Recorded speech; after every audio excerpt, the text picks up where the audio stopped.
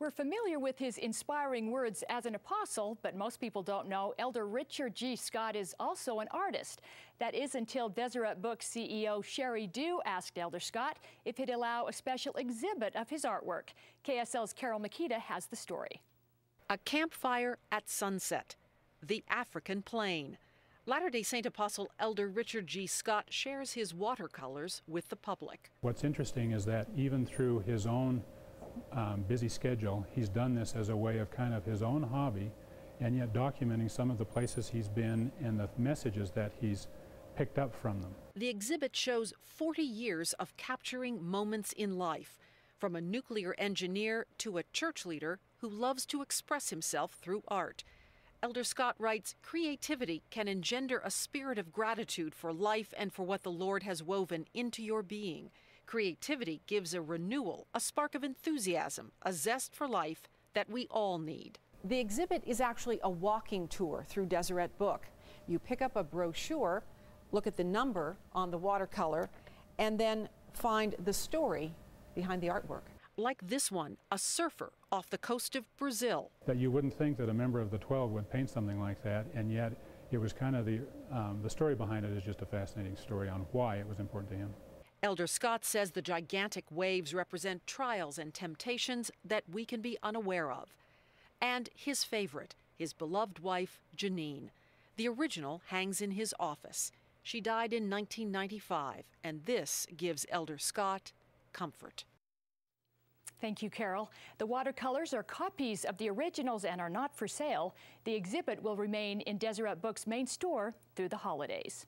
Well, we continue our series now on temples. Each week, artist and author Chad Hawkins shares stories about our early temples. This week, we learn more about the Logan, Utah Temple.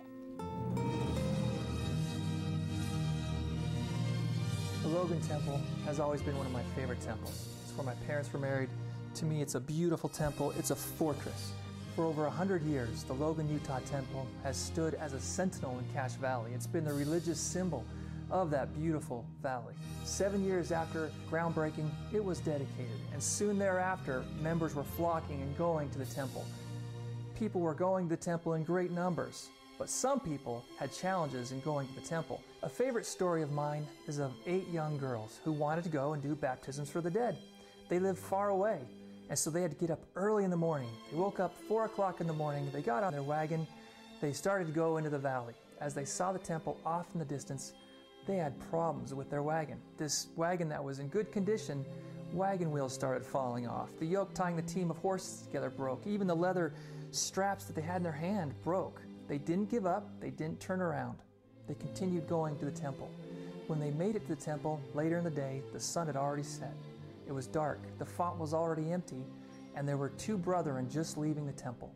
They were willing to go back in, fill the font back up, and there, those girls, after that long day, were able to reach their goal in doing the baptisms for the dead. I've loved that story. It's been an inspiration in my life because how often in our life have things gotten in the way of our temple attendance, or when we have trials, something's stopping us. Maybe it's a busy schedule. Maybe it's we don't have a temple recommended, and we need to get that temple recommended. What we need to do is put the wagon wheels back on in our life and go to the temple. Thank you, Chad. Coming up next week, the Manti Temple. Learn which Book of Mormon prophet dedicated the hill in Sanpete County as the temple site. You can find more of Chad's temple facts by going to his blog at chadhawkins.com. Thanks so much for joining us today on Mormon Times. We hope you join us again next week at 10 a.m. Have a great day.